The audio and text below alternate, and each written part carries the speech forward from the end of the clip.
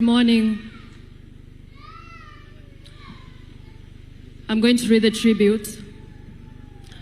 Penzi wangu Johana, kuondoka kwako kumeacha pengo kubwa moyoni mwangu. Ulikuwa mume wangu, rafiki yangu na faraja yangu. Upendo wako utaendelea kuishi ndani yetu milele. Kama ilivyoandikwa katika Biblia, Ruth 1:16. Usinisihi ni kuache, nirejee nisikufuate.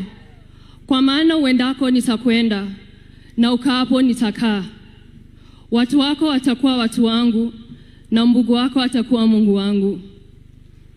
Kwa mama yangu mpendwa, Mary, ujue nitabaki kukujali na kukuheshimu kama mama yangu mwenyewe.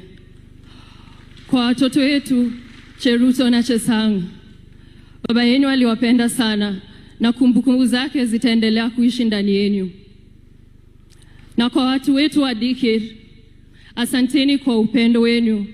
Nitaendelea kuwa karibu nanyi na kuwasaidia kadri nitakavyoweza.